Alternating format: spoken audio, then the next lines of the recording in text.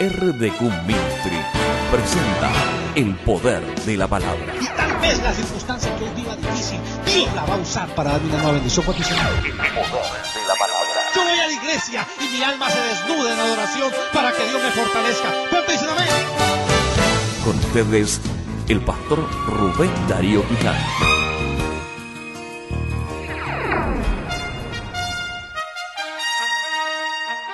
Les invito para que abran sus Biblias en el Evangelio según San Juan capítulo 8. Evangelio según San Juan capítulo 8, versículos 31 y 32, textos bastante conocidos, pero que nos sirven de apertura para lo que necesitamos. Dijo entonces Jesús a los judíos que habían creído en él: si vosotros permaneciereis en mi palabra, seréis verdaderamente mis discípulos, y conoceréis la verdad, y la verdad os hará libres. ¿Todos conocemos ese texto? Conoceréis la verdad y la verdad os hará libres. Lo primero que tenemos que hablar de este pasaje es entender que este pasaje no fue dado para los incrédulos. Usualmente le decimos a una persona que queremos evangelizar, le decimos: escrito está, conoceréis la verdad te hará libre. Y pensamos que esa libertad es libertarlo del pecado, libertarlo del infierno, libertarlo de las garras del diablo, pero el contexto del pasaje no dice eso.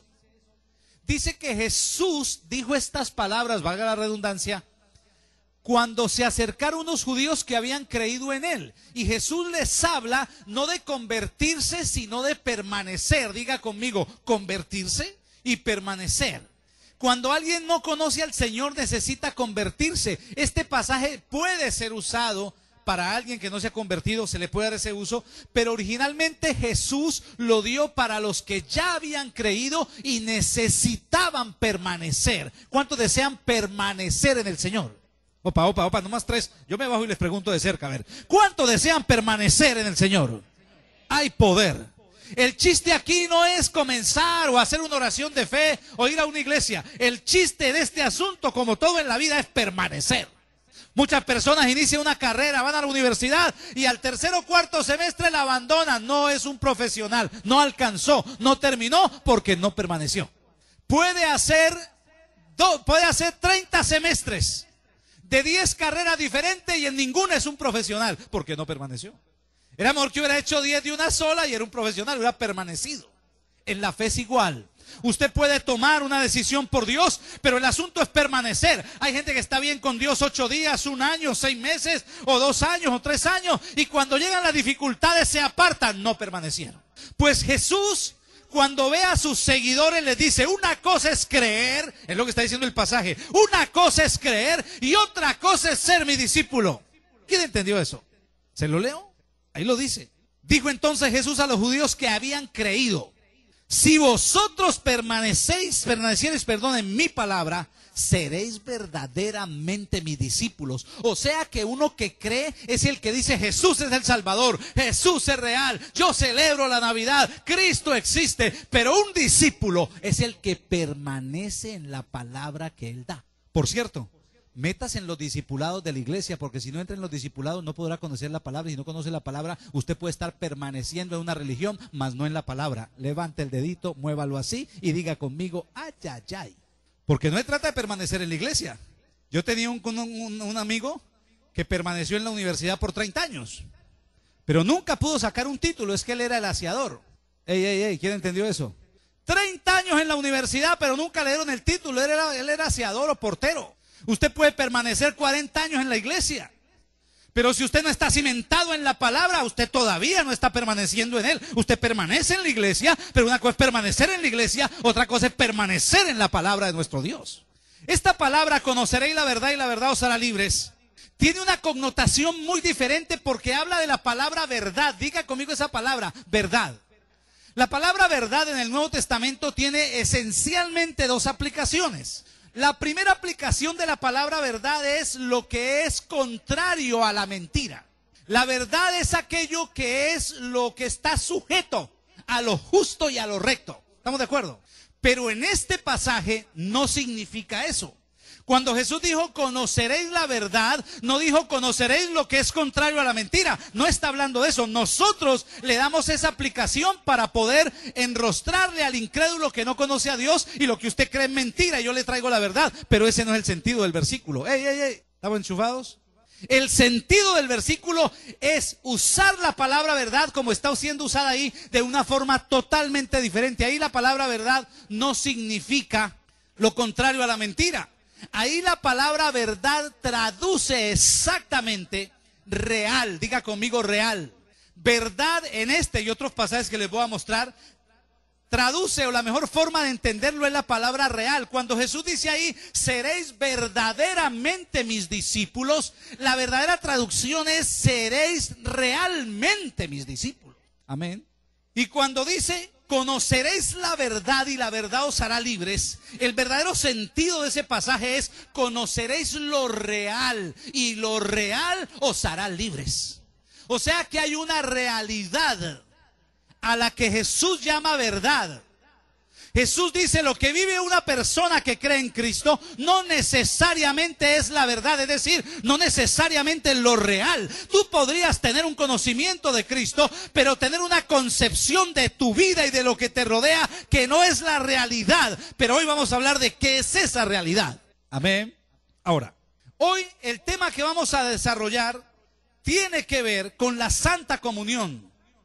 Con esto que tendremos hoy, la comunión, llamada generalmente por la Iglesia Católica Eucaristía, que no es una palabra mala, es una palabra. Eucaristía significa gratitud. El Señor dijo, habiendo dado gracias, tomó el pan y lo partió. Eso es un acto de gratitud, por eso se llama Eucaristía. Esencialmente, para entender la Eucaristía o la Santa Cena o la comunión, hay tres posturas teológicas. Digo esencialmente porque algunas de ellas están divididas. La primera postura teológica se llama la postura de la transubstanciación.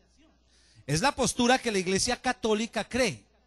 En la transubstanciación se dice que el pan que comen en la cena, literalmente cuando el ministro ora por él, se convierte en el cuerpo de Cristo.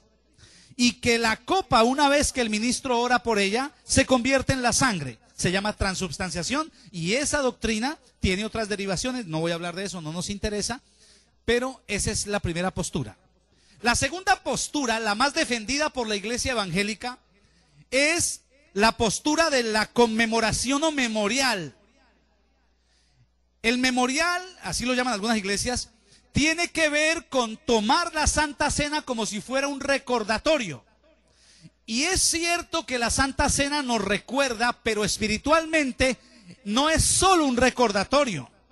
Porque para acordarnos de Cristo no necesitamos la Santa Cena. Jesús no está esperando que lo olvidemos y que lo recordemos en la Santa Cena. Jesús vive con nosotros. Una persona que necesite la Santa Cena para acordarse que tiene una relación con Cristo no es un cristiano, es un religioso. Un cristiano tiene a Jesús en su corazón todo el tiempo, en su mente. Y aunque en circunstancias de la vida se olvida de él, Jesús mismo se encarga de recordarle que ahí está, que está presente, que le ama y que va a ayudarlo siempre. ¿Quién dijo amén?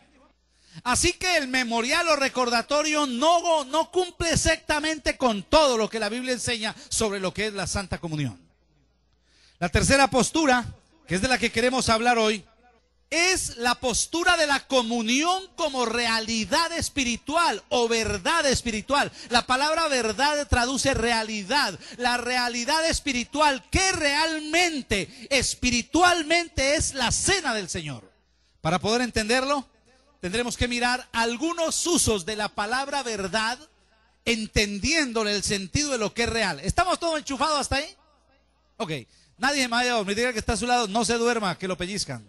Evangelio según San Juan, capítulo 14, versículo 6. Escuche, este texto todos lo conocemos. Juan 14, 6, ¿qué dice? Jesús le dijo, yo soy el camino y la verdad y la vida. Ahí la palabra verdad traduce realidad. Así que ese texto podríamos decir que queda así. Jesús le dijo, yo soy el camino y lo real y la vida, y nadie viene al Padre sino por mí. Así que esa palabra verdad habla de Cristo como lo real. Es decir, fuera de Cristo lo demás no es real. Todo lo que no esté metido dentro de Cristo no es real, y la razón es sencilla. La Biblia dice que todo fue creado por Él y para Él, porque en Él vivimos y somos y nos movemos. Quien no tiene una concepción de Cristo, no tiene una concepción de la verdadera existencia del ser humano, y ni siquiera tiene una concepción del planeta que está pisando, porque este planeta es el estrado donde Jesús pone sus pies. Eso dice la Biblia. ¿Quién dijo amén? Vamos a otro pasaje. Y un pasaje más diciente de lo que es verdad y realidad. Es el ejemplo que Jesús dio sobre la venida de Elías.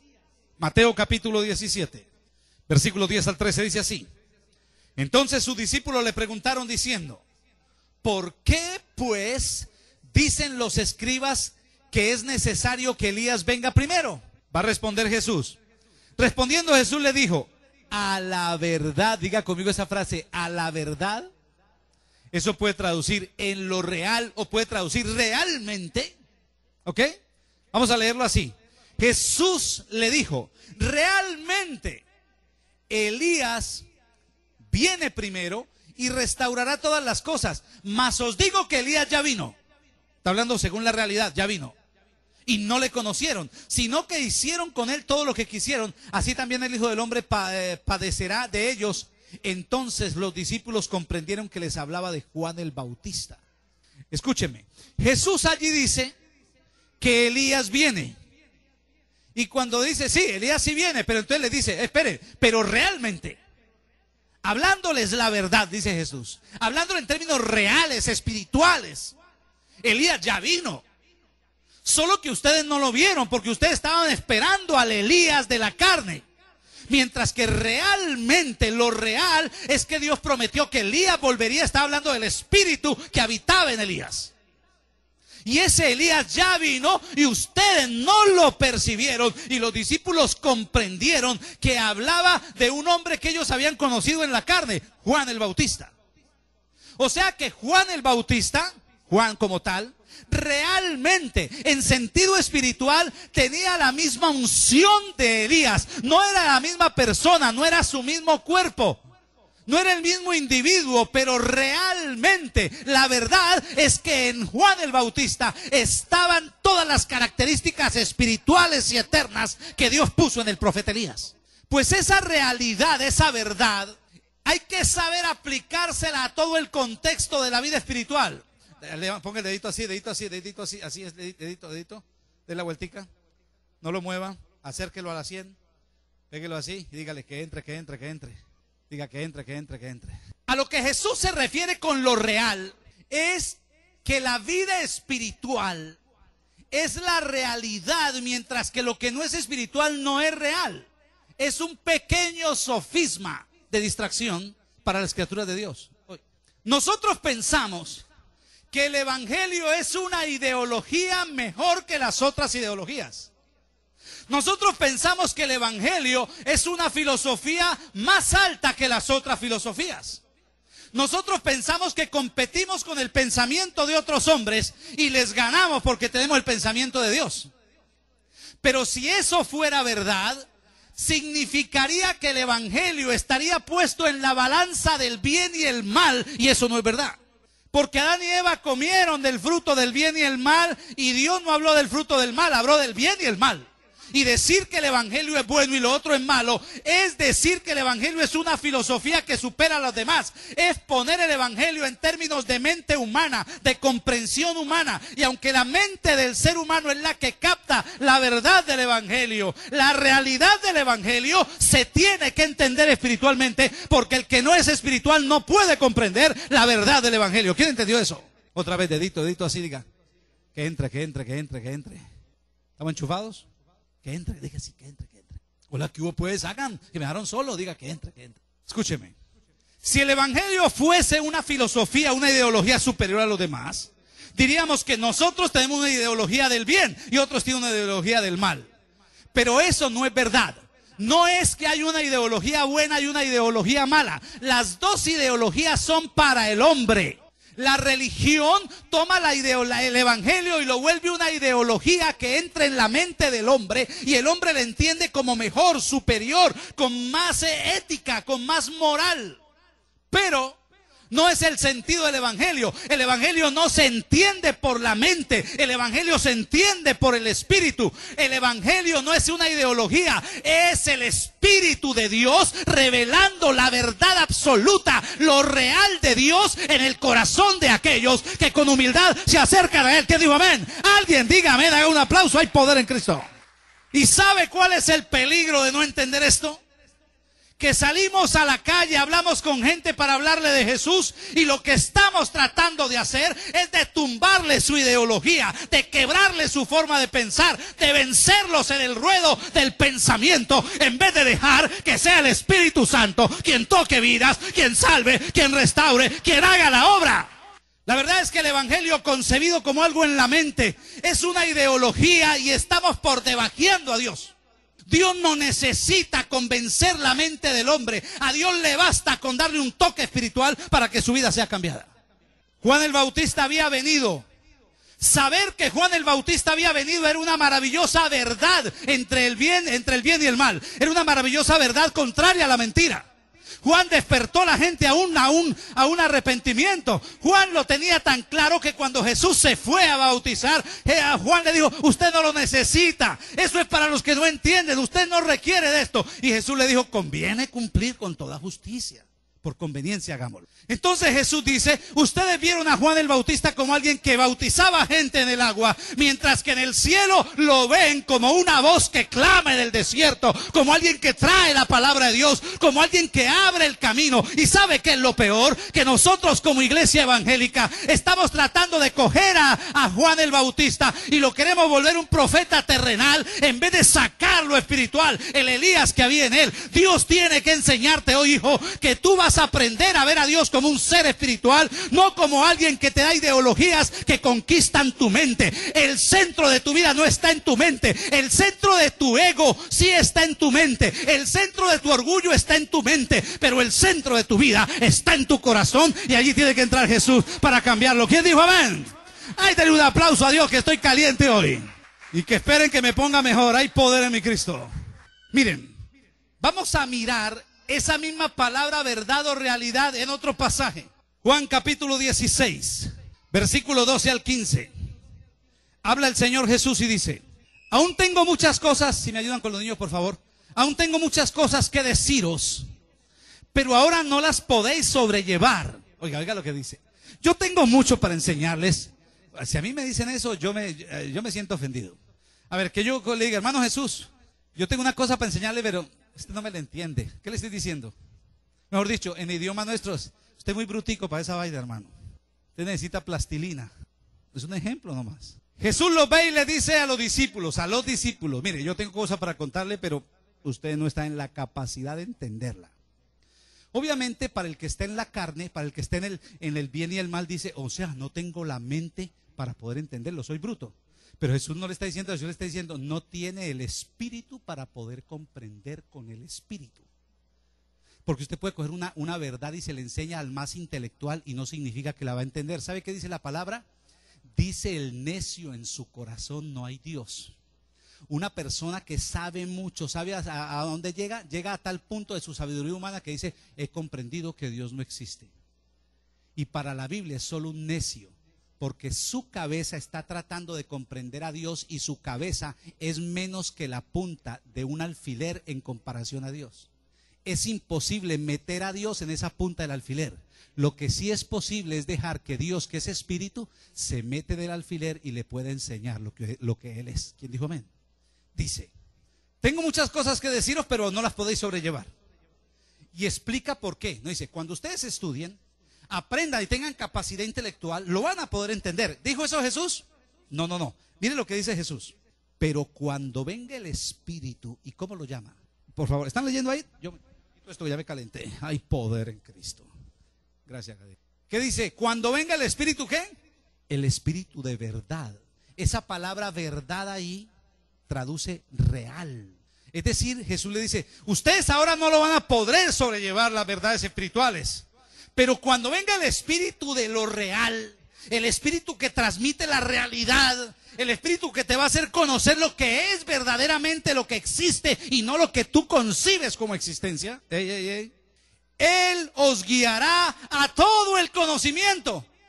¿Nos guiará a qué? A toda la verdad. Es decir, el espíritu de lo real te va a guiar a lo que es real. Solo para poder entender lo espiritual yo necesito al Espíritu Santo. El Espíritu Santo es quien revela a la vida de un creyente lo que es real, es decir, lo que viene de Dios. La concepción de toda la existencia humana, para poder entenderla desde la óptica de Dios, es necesario que el Espíritu de Dios venga y nos la revele. No se aprende en seminario, no se aprende en instituto. Es una bendición estudiar. Estudiar le da herramientas a nuestra mente para concebir el evangelio y explicarlo. Pero una persona que estudia y tiene información y no tiene el Espíritu, conocerá el bien, enseñará el bien, pero no puede enseñar la verdad, no puede enseñar lo que es real, porque la realidad es Dios viviendo en mí. Es el concepto espiritual de lo que es la vida. Yo no puedo entender lo que son mis hijos en la carne si no lo entiendo en el Espíritu. Para mí mis hijos en la carne son mis hijos, yo los hice, yo los mantengo, mis hijos. En el Espíritu la verdad es que no son mis hijos, son hijos de Dios. ¿Quién entendió eso? No den el aplauso fuerte a Dios. Pero Señor, si son míos, dice la mujer, yo los parí. Dice el hombre, pero que yo los hice. Si Dios no deja entrar el muñequito al útero, no nace. Y de ahí para adelante cuente. Si Dios no le da trabajito, el muñequito le muere de hambre. Ahora, note cómo lo explica el Señor. Cuando venga el Espíritu de verdad, o sea, el Espíritu de lo real, Él os guiará a todo lo que es real, porque no hablará por su propia cuenta.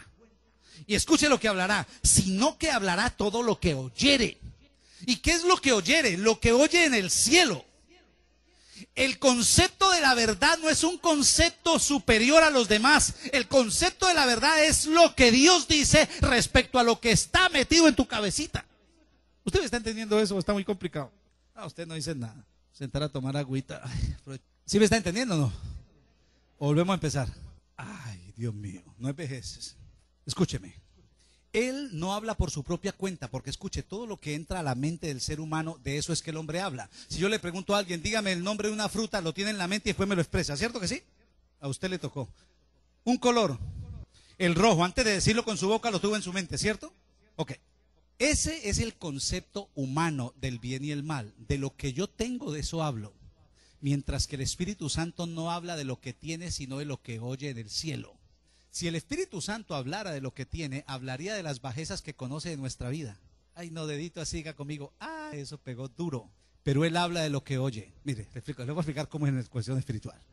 El Espíritu Santo ve a una persona, ¿qué pecado tomamos? Una persona lasciva, una persona que le gusta la lascivia, que anda con los ojos volados así, viendo una mujer a ver qué le ve por ahí. El Espíritu está dentro de ese creyente es lascivo, una mujer, uy, qué piernas, le llegan hasta el piso. El Espíritu sabe que ahí hay una podredumbre, pero el Espíritu Santo, cuando va donde el Padre, no le habla de esa podredumbre, porque el Espíritu Santo habla es de lo que oye en el cielo hablar de ese tipo. La mujer ve al tipo con el ojo volado y le dice, mirando para allá, ¿no? ¿Para qué vas a la iglesia? Cuido pues, la esposa. Pero ¿qué le dice en el cielo? ¿Sabe cuando el Espíritu Santo mira y le dice al Padre, véalo, tirando el ojo para allá? El Espíritu Santo le dice, es mi hijo, lo hice perfecto, lo amo. Fue pago todo su pecado. Le tengo un lugar, mira para allá Espíritu Santo, mira esa mansión le toca a Él, porque Jesús dijo, voy pues a preparar lugar para vosotros. Para Dios es santo, es perfecto, es inigualable, y para Dios lo está esperando en el cielo, así la mujer le dé con el bolenillo por haber mirado por donde no debió mirar. Ay, ¿quién dijo amén? El Espíritu Santo no habla de lo que nosotros somos en la carne, porque lo que somos en la carne en verdad no lo somos. En la realidad, la verdad, lo real para el Espíritu es que usted no es lo que usted aparenta ser, usted es lo que Dios dice que usted es. Usted es un hijo de Dios perfecto en Cristo Jesús, diseñado para la gloria de Dios. ¿Quién dijo amén? Dele fuerte ese aplauso al Señor Jesús, hay poder en Cristo. Y dice Jesús, Él me glorificará, hablando del Espíritu de verdad, el Espíritu de lo real, me glorificará porque tomará lo mío y os lo hará saber. Tomará lo de Cristo y nos lo revelará. Usted puede tomarlo de un libro y lo aprende. Usted puede tomar el concepto de un hombre y lo aprende. Pero solamente el Espíritu Santo administra lo que está en el corazón de Jesús. Tomará lo mío y os lo hará saber. Yo puedo leerlo de Spurgeon y lo entiendo. Yo puedo leer a Anthony de Melo y lo entiendo. Pero yo no puedo entender a Jesucristo. Para entenderlo tiene que ser el Espíritu Santo, que es el que escribe en nuestros corazones la misma letra que está en el corazón de Jesucristo. Solo el Espíritu Santo nos revela al Cristo resucitado. ¿Quién dijo amén? Dice, todo lo que el Padre tiene es mío. Por eso dije que tomará lo mío y lo hará saber. Es decir, es lo mismo que es del Padre. Ahora, conociendo ese concepto de realidad y verdad, ¿estamos claros hasta ahí? Uno solo dijo amén, ¿está claro o vuelvo a empezar? ¿Vamos bien? No, ok. Vamos a hablar de algo que yo he llamado sombras y realidades. ¿Aquí hay alguno que le ha tenido miedo a las sombras? ¿Alguno le ha tenido miedo a las sombras? ¿Las sombras son aburridoras o no?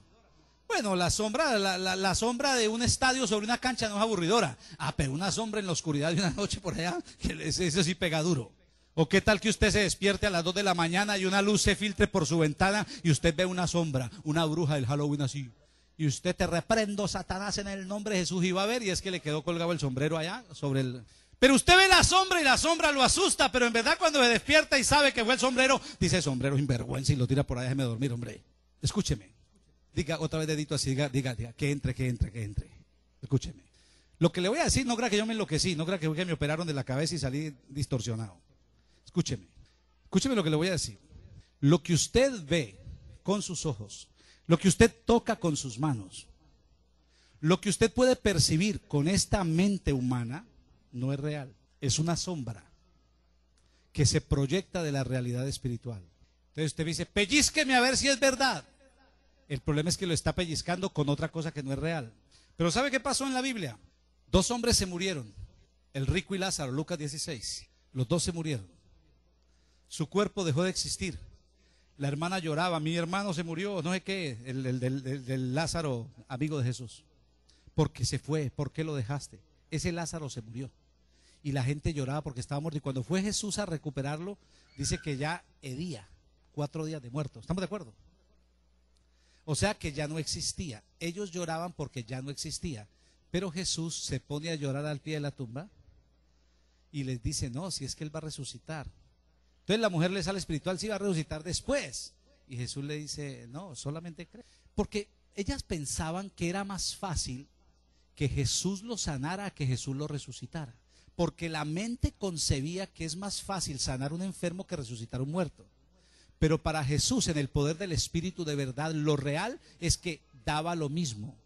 Porque las 2 operaciones eran sobre el mismo cuerpo. Da lo mismo que un cuerpo no tenga vida a que tenga una vida que se opone a Dios. Es más difícil trabajar sobre un muerto que no es cadáver que sobre un muerto que ya está en la tumba. Dios tiene más problema con usted vivo que muerto. Ay, ¿quién entendió eso? Hay poder en Cristo. Ay, eso pegó duro. Dígale que está a su lado, eso pegó duro. Pero escuche, cuando una persona se muere, para Dios comenzó a vivir. Porque miren lo que Jesús dijo, el que cree en mí, aunque esté muerto, no dice resucitará, vivirá. O sea que para Dios lo que nosotros llamamos muerte es la verdadera vida. Y lo que nosotros llamamos vida es una pequeña muerte de la cual nos levantaremos. No me empiecen a ver como hiciste, lo que ustedes ven de Rubén Quijano no es real. Usted lo ve real porque lo está viendo desde su misma irrealidad humana. Pero detrás de lo que usted ve existe el verdadero hombre, el espiritual, nacido de Dios. Y cuando este cuerpo se deshiciere, dice la Biblia, tengo otro en los cielos para conocer lo que es verdaderamente real. El gran ejemplo está en Cristo. El Señor Jesús nació de la Virgen María.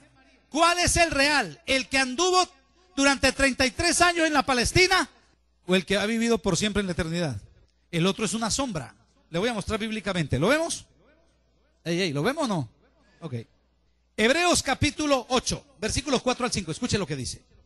Así que, si estuviese sobre la tierra, está hablando del sacerdocio, ni siquiera sería sacerdote. Oiga, está hablando de Jesús. Si Jesús, que es el sacerdote, el gran sacerdote, dice, si estuviera en la tierra, no sería sacerdote. Oiga lo que dice. Si no, no sería sacerdote, habiendo aún sacerdotes que presentan las ofrendas según la ley. Ahora, miren lo que dice el 5. Los cuales sirven a lo que es figura. Espere. O sea, dice, Jesús, si estuviera en el cuerpo, no sería un verdadero sacerdote de Dios. Porque dice, hay unos sacerdotes en la tierra que sirven según la ley. Y dice, esos sacerdotes que sirven la ley están sirviendo en la figura, y dice, y la sombra de las cosas celestiales. O sea que cuando ministramos esto es una sombra de lo real.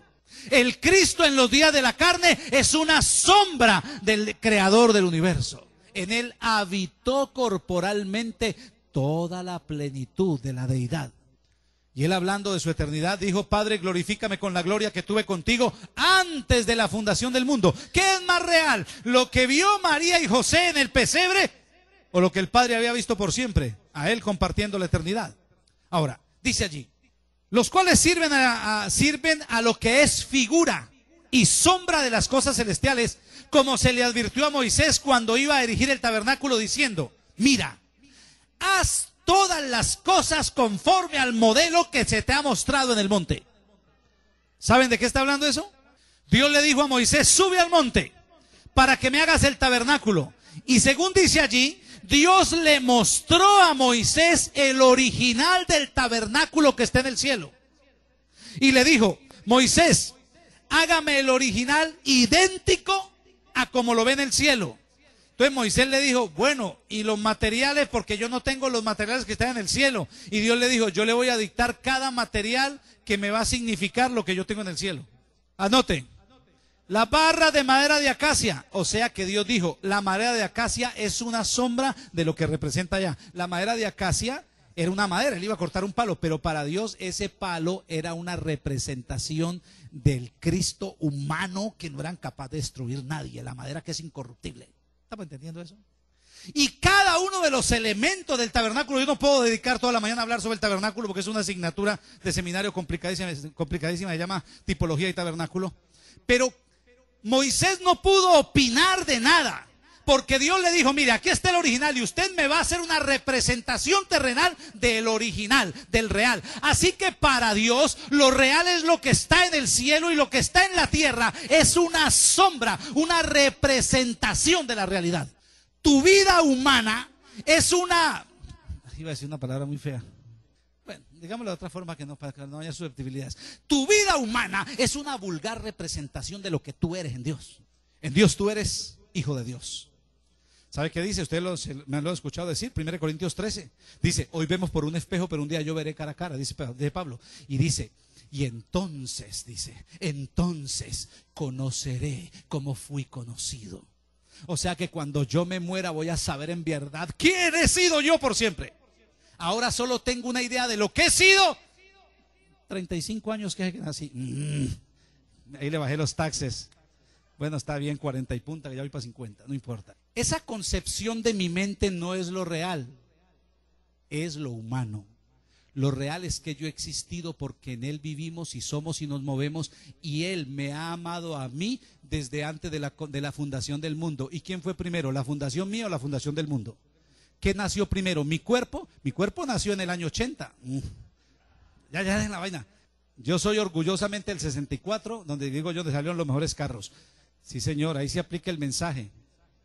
Usted proyecta lo que no es real. La realidad es que es modelo 48 usted. Siga así que va mejorando. Escúcheme. Yo tengo una concepción de mi vida terrenal, pero Dios tiene una concepción de mi vida eterna. Escúcheme, dice vida eterna. Diga conmigo eterna. No dice vida infinita, dice vida eterna. Infinito es que no tiene fin, eterno es que no tiene principio ni fin, porque yo viví en Él y de Él vengo. Dice que Él me conoció antes de la fundación del mundo. Y sabe, cuando mi mamá quedó en embarazo, ¿sabe qué dice Dios? Mi embrión vieron sus ojos. Cuando estaba el embrioncito, dijo, ahí va para allá, va a salir bonito. Y salí bonito. ¿Qué hubo, pues? ¿Qué hubo? Digan amén. Nadie dijo amén, ¿no? No ahora para que usted salga a decir aquí, ¿yo qué soy? Soy un fantasma. Espero que no salga diciendo así.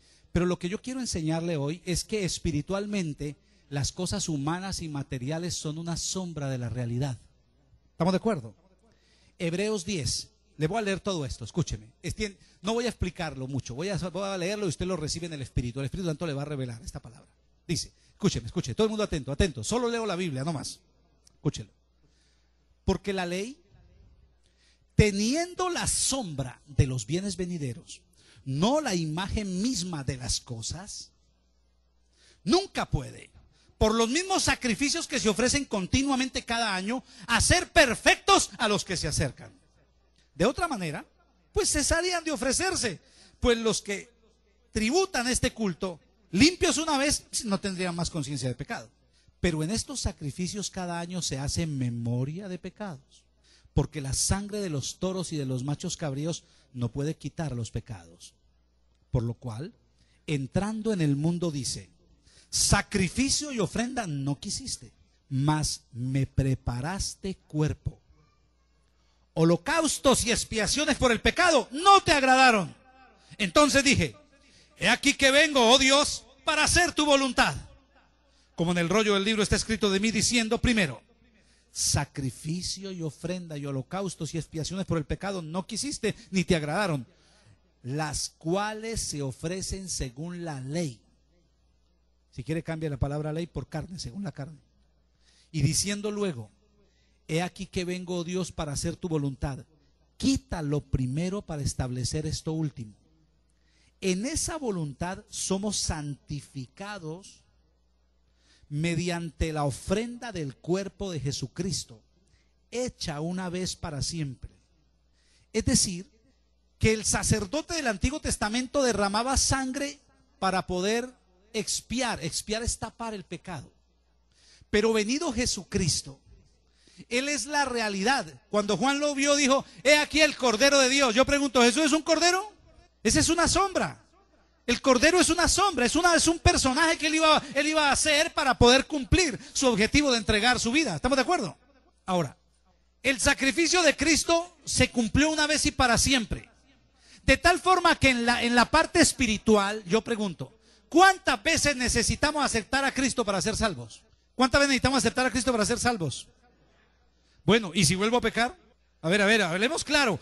Yo estoy en pecado, acepto a Cristo, entrego mi vida. Amén. Soy salvo. Ahora, vuelvo y peco. ¿Tengo que volver a aceptarlo? ¿No quedo bien aceptado? ¿No quedé bien convertido? Yo ya soy convertido, lo que tengo que hacer es confesarle mis debilidades a mi Señor para que me limpie. Ya he sido lavado totalmente, ahorita lavar solo los pies. ¿Estamos de acuerdo? ¿Estamos de acuerdo? Ahora, ¿usted cómo sabe eso? Usted compruébeme que eso es verdad. No, pero no me saque la Biblia. Hábleme en términos humanos. ¿Cómo hace uno para estar seguro que es salvo? ¿Quién tiene un papel firmado? ¿Quién tiene un tiquete? Por la fe, porque lo real es lo que cuenta espiritualmente. Yo espiritualmente, yo no sé con qué tipo de letra, si fue cursiva o negrilla, escribieron mi nombre en el libro, pero yo lo que le aseguro es, así yo no sé hubiera teología, yo sé que Jesús vive en mi corazón y yo sé que yo tengo un lugar en el cielo, yo lo entiendo. No necesito la Biblia para saberlo, yo lo sé espiritualmente, esa es la realidad. Ahora cuando salgo y veo mi vida, cometo errores y mi carne me dice, ¿tú crees que una persona como tú se puede ir al cielo? Pero inmediatamente lo real, lo espiritual me dice, no es que va al cielo, es que eres del cielo, allá volverás. ¿Cuántos dicen amén? Somos salvos, nuestros pecados fueron perdonados, eso es real, eso es espiritual. Tu falta de hoy no es la realidad, tu falta de hoy es un traspiés que te debe llevar a confirmar la realidad espiritual. ¿Quién entendió eso? Tu debilidad de hoy no es la realidad espiritual. Tu realidad de tu error de hoy es una piedrita que te ayuda a recordar quién eres. Cuando una persona comete un pecado y viene otro y le dice, vea, pecador, cochino, sucio, ¿por qué hizo eso? Esa persona no viene de parte de la verdad, viene de parte del acusador. El que viene del Espíritu es el real, el que le dice, has cometido un error, pero ese no eres tú. Tú estás hecho para superar eso, tú estás hecho para avanzar, tú has sido perdonado, el Espíritu está en ti, Dios te levanta con poder. Esa no es la realidad espiritual tuya. Tú en verdad eres un hijo de Dios maravilloso. ¿Cuántos dicen amén? Eso es lo que puede levantar a un pecador y es lo que Dios ha hecho contigo y conmigo. Conocer la verdad, la realidad, para que seamos libres. De tal forma que cuando a uno le predican el evangelio, no le están diciendo, mira, tú piensas de una manera equivocada, arrepiéntete ahora y piensa de esta forma y te vas al cielo. Ese no es el sentido del evangelio. Son buenas nuevas. Las buenas nuevas son estas: usted no sabe quién es. Dios le ama, Dios la conoce antes de la fundación del mundo. Tiene un plan eterno. Aceptas que Jesús haya pagado por todas las cosas que hiciste sin conocerle, y tú dices, sí, lo acepto. Tu nombre es escrito en el libro de la vida y conoces la verdad, conoces lo real, y esa realidad te hará libre eternamente. Es la visión del Espíritu Santo trayendo la confirmación de lo que somos para Dios. Mire, por ejemplo, verdades espirituales que son realidades. ¿Cuántos aquí están bautizados en agua? No digo que se mojaron en la avenida, sino que el bautismo, dice la Biblia, que es una unión con Cristo en su muerte, sepultura y resurrección. El bautismo no es un rito de chemiagua, no, señor. Según la Biblia, estamos bautizados en Él, muertos, sepultados y resucitados. Para Dios, cuando yo procedí al bautismo, yo estaba confirmando que soy un cadáver. Aunque tengo movimiento físico, este hombre está muerto para Dios y está sepultado. Al otro día del bautismo, mi carne quiso salir a hacer lo que venía haciendo, y el Espíritu Santo comenzó a decirme, hey, un muerto no se levanta. Y comenzó el Espíritu Santo a hablarme, a darme convicción de lo que no le agrada a Él. Y soy una nueva criatura que resucitó. Eso es real según la Biblia. ¿Ustedes lo entienden como algo real? Porque la mayoría, ¿sí lo entienden o no? La mayoría de la iglesia evangélica lo entiende como un ritual. ¿Cuántos saben que ya hemos resucitado en Él? Ya estamos resucitados en Él. Solamente que estamos cumpliendo una misión de peregrinación en la tierra. Este es un peregrinaje, dice la Biblia. Cuando se acabe el peregrinaje, esto corruptible se viste de incorrupción. Porque el problema de mi eternidad no es que la tenga o no la tenga, sino que todavía la tengo metida en un cuerpo corrupto. No haga el dedito así, siga conmigo, ay. ¿Qué pasa con el matrimonio? Escúcheme. La Biblia dice, cuando habla del matrimonio, dice, y no serán más dos, sino que serán ¿cuántas carnes? Una sola carne. O sea que Angie y yo somos una sola carne. Yo sé que ustedes están pensando que yo tengo más carne que ella, pero somos una sola carne, y nos toca mitad y mitad. Angie y yo somos una sola carne. ¿Dónde está Angie en este momento? Está allá trabajando, ok, con los niños. Yo estoy acá. ¿Cierto que sí? ¿Dónde está ella? Allá. ¿Dónde estoy yo? Aquí. ¿Cuál es la realidad según Dios? Que somos uno, una sola carne. No dice una sola persona, ni un solo espíritu, una sola carne. Es decir, que esta carne tiene la capacidad de confundir a los carnales, de tal forma que los carnales la ven a ella y me ven a mí. Los espirituales nos ven como una perfecta unidad de Dios. Así nos ve Dios. Ese es el sentido del matrimonio. El matrimonio es la unión espiritual de dos seres que se vuelven una sola carne para Dios. Y de esa sola carne saldrán hijos para glorificar. ¿Quién entendió eso? La iglesia. ¿Cuántos miembros tiene la iglesia de Cristo? Vaya usted a saber. ¿Pero qué dice la Biblia? ¿Cuántos somos en Cristo? Somos uno. Los de aquí, los de China, los del Japón, los de Corea, los de Rusia, todos los creyentes, para Dios somos uno. Esa es la realidad espiritual. ¿Cuál es la entre comillas realidad humana? Somos un montón de gente. Para nosotros, para Dios, somos un solo cuerpo. ¿Estamos de acuerdo? ¿Estamos enchufados hasta ahí? ¿Hasta dónde estamos para que entremos a la comunión? Hay una realidad humana que está coordinada y supeditada a los sentidos humanos, a tu pensamiento. Dios te está diciendo hoy, la realidad de la mente humana no es la realidad de Dios, es una sombra. A tal punto que lo que tú tienes como cuerpo fue hecho a imagen y semejanza del real que es Dios. ¿Estamos de acuerdo? Ahora, entendiendo eso, tendremos que entender el verdadero sentido de la Santa Comunión. La Santa Cena es una manifestación espiritual de una verdad que Jesús dejó. No es una transubstanciación donde el pan se vuelve carne y la copa se vuelve sangre. Tampoco es solo un memorial donde nos acordamos, hacemos memoria de Cristo. No. Es una realidad espiritual. Y vamos a mirar en qué consiste. Juan 6, 47 al 51, Pablo dice, el Señor Jesús, dice el siguiente. De cierto os digo, el que cree en mí, escucha este pasaje que necesito que me lo entiendan bien, porque es muy conocido, pero a veces no le entendemos todo el sentido. Le voy a ubicar un momentico para que sepan. ¿Qué ha pasado en este pasaje? Jesús la gente estaba hambrienta y Jesús les multiplicó panes y todos comieron panes y peces. Jesús se voló, se les fue y la gente se fue detrás de él y van a buscarlo, supuestamente porque lo aman a Jesús, pero en verdad lo que quieren es más comida. Como habían cenado, ahora quieren desayuno. Y Jesús se encuentra con ellos y mire lo que dice. De cierto os digo, el que cree en mí tiene vida eterna. Oiga lo que dice Jesús. Yo soy el pan de vida. Vuestros padres comieron el maná en el desierto y murieron. Este es el pan que desciende del cielo, para que el que de él come no muera. Yo soy el pan vivo que descendió del cielo. Si alguno comiere de este pan, vivirá para siempre, y el pan que yo daré es mi carne, la cual yo daré por la vida del mundo. Allí está diciendo Jesús literalmente que su cuerpo es el pan, el alimento que le puede dar vida y sostenimiento a los seres que le siguen. Cuando habla de su cuerpo, no está hablando de pan para comer y vivir en la tierra. Está hablando de él como carne para darle vida a los que en espíritu creen en él. ¿Estamos de acuerdo? Esa es la realidad.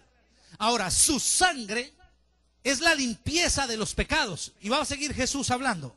Vamos al versículo 52 al 55. Dice, entonces los judíos, después de que oyeron decir esto, contendían entre sí diciendo, ¿cómo puede este darnos a comer su carne? Escuche, escuche. ¿Cómo puede este darnos a comer su carne? Porque Jesús les estaba hablando de la verdad, de la realidad, de lo real. ¿Estamos de acuerdo? Pero ellos no podían entender lo real. Ellos solo entendían que pan significa comer por la boca.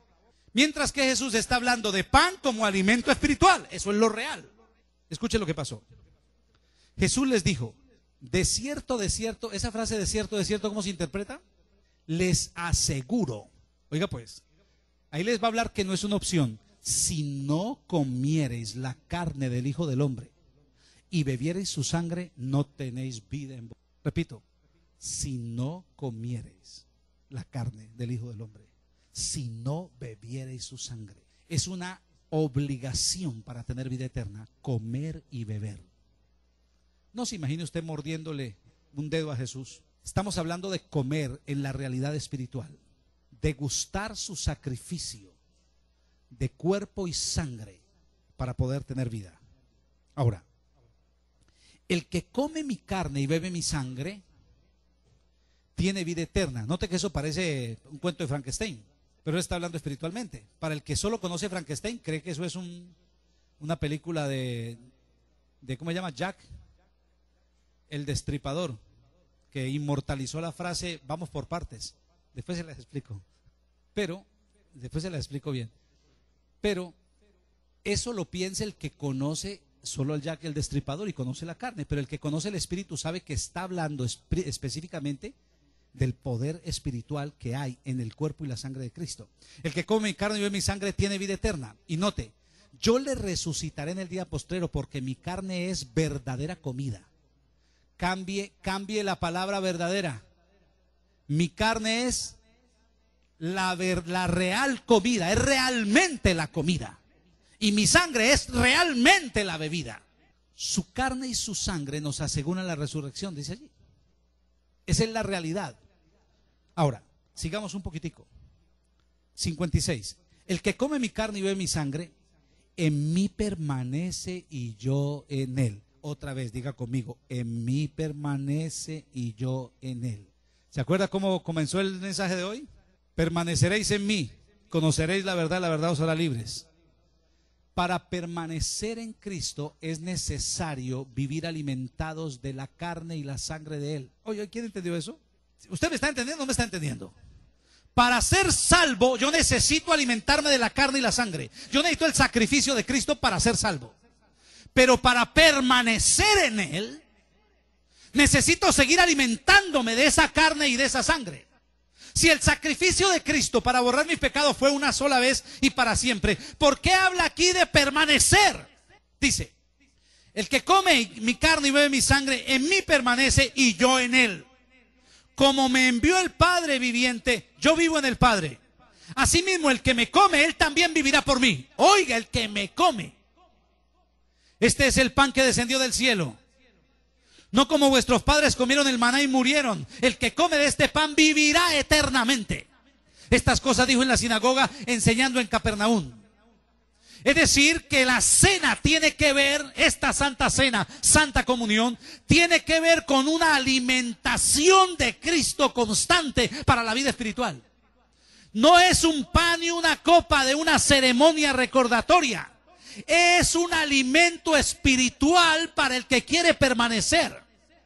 Por la obra de Cristo tú eres salvo, pero necesitas alimentarte para permanecer. Y la Santa Cena es una forma de alimentación espiritual. Su cuerpo yo lo voy a comer. No significa que esto se convierte en el cuerpo. Lo que significa es que una vez que oramos, Jesús está aquí y este pan y esta copa significan su cuerpo y su sangre, que un día me salvaron y que hoy me dan las fuerzas para seguir adelante, creciendo en fe. ¿Cuántos dicen amén? Nuestra salud, nuestro desarrollo, nuestra victoria espiritual está ligado a seguir comiendo y seguir bebiendo. ¿Ustedes me están entendiendo esto? O sea, cuando participamos de la cena, no solo estamos conmemorando, estamos recibiendo alimento. Le estamos diciendo a Jesús, dame de tu carne, dame de tu sangre. Te necesito para vivir la vida real, la espiritual. ¿Por qué el cristiano es débil en la fe? Porque muchas veces, entre otras cosas, no toma el alimento espiritual como debiera. Tú estás luchando contra una debilidad. Llega el día de la Santa Cena. Tú dices, este es mi día. Aquí Dios me va a bendecir. Su carne, su sangre me va a fortalecer. Aquí recibo poder. Aquí Dios me da. Así como me salvó con el sacrificio, la Santa Cena me retroalimenta. Me da capacidad para ser vencedor. Esta Santa Cena, vista desde el punto de vista espiritual, es alimento espiritual que nos fortalece para mantenernos vivos. Es oxigenación para la vida espiritual. Es realmente, esto no es realmente un pan y una copa. Esto realmente es el cuerpo y la sangre de Cristo, según lo dijo el mismo Jesús. O así lo presentó Jesús. ¿Cómo dijo Jesús? Este es mi cuerpo. No dijo, tomen esto como si fuera mi cuerpo. Esto representa mi cuerpo. Él dijo, este es mi cuerpo. Esta copa es mi sangre. Cuando participamos de la Santa Cena, la realidad es que estamos comiendo de Él para ser fortalecidos y para que el desarrollo espiritual venga sobre nosotros. 1 Corintios 10, 15, 17. Como a sensatos os hablo. Diga conmigo esa palabra, sensatos. Ay, ay, ay. Los dormidos digan sensatos. Amén, ahí los despertamos. Juzgad vosotros lo que digo. Oiga lo que dice Pablo, oiga lo que dice Pablo. La copa de bendición que bendecimos, ¿no es la comunión de la sangre de Cristo? O sea que Pablo dice, hey, como a sensatos, como gente sensata que conoce la parte espiritual, yo les digo, cuando tomamos la copa, no es la sangre de Cristo la que tomamos. O sea que para Pablo esa era literalmente la sangre. El pan que partimos, ¿no es la comunión del cuerpo de Cristo? Siendo un solo pan, nosotros con ser muchos somos un cuerpo, pues todos participamos de aquel mismo pan. La Santa Cena, en términos reales, es la presencia de Cristo para alimentar a su iglesia. ¿Usted me está entendiendo eso? Realmente es la presencia. ¿Qué dijo Jesús? Donde hay dos o más reunidos en mi nombre, ahí estoy. Así que la Santa Cena no es un asunto de recordación, no es un recordatorio. La Santa Cena es una invocación de la presencia de nuestro Salvador en este lugar, para que venga a alimentarnos, para permanecer. Ya nos ha entregado su cuerpo y su sangre para ser salvos, pero necesitamos permanecer. ¿Cuántos quieren permanecer? La realidad es que esto, tomado con fe, nos da la fuerza espiritual para permanecer. No es una liturgia, es un acto real, espiritual. Como es real el bautismo, como es real el que somos una iglesia, como es real que un hombre llamado Juan el Bautista, para Dios era Elías. Para Dios la realidad es que aquí está la sangre y el cuerpo de Cristo, y su presencia está con nosotros hoy para participar de la cena. ¿Quiénes participamos de la cena? Aquellos que hemos entregado nuestra vida a Jesús. Las personas que practican el pecado y no han dejado el pecado, yo no les digo tómenla o no la tomen. Solamente le voy a decir esto: si Jesús está aquí, usted verá qué le dice a Jesús de su pecado. Porque si Jesús está aquí, yo sé que Él está aquí. Yo tengo que hablarle a Él de mi pecado. Voy a tomar la cena, Jesús me la va a dar. Se le va a dar la mano de un ser humano, pero es Jesús quien está brindando su sangre y su cuerpo. ¿Estamos de acuerdo? ¿Cómo está tu vida? ¿Estás entregando tu vida por Cristo en verdad? Habla con Él. Es la cena de Él, no es la cena del pastor, es la cena de Él. Es el cuerpo de Él, es la sangre de Él. Por lo demás, todos debemos participar de la cena del Señor. Los que no se han bautizado porque dudan del bautismo no deben participar porque dudan y no obedecen a Dios. Los que no se han bautizado porque no han hecho bautismo pueden participar porque el bautismo confirma. La salvación no la da. ¿Estamos de acuerdo? Pero hoy quiero que participemos de la cena del Señor. Pero yo quiero que el Espíritu Santo nos dé la revelación para entender el poder que hay en la Santa Cena. El poder de la presencia de Cristo mismo ministrándonos. Yo particularmente quiero que al comer el pan y beber la copa, Dios me fortalezca, le dé fuerzas a mi espíritu para seguir adelante en el plan que Él ha trazado para mi vida. Y como padre de esta casa, yo quiero que ustedes, hijos, hoy sean fortalecidos espiritualmente. Porque lo que yo no puedo hacer con mis predicaciones, yo sé que Dios lo puede hacer por su Espíritu. Él está aquí y es tiempo para que participemos de la cena. Esperamos que este tema haya sido de bendición para tu vida. Visítanos en www.rdqministry.org. Somos RDQ Ministry.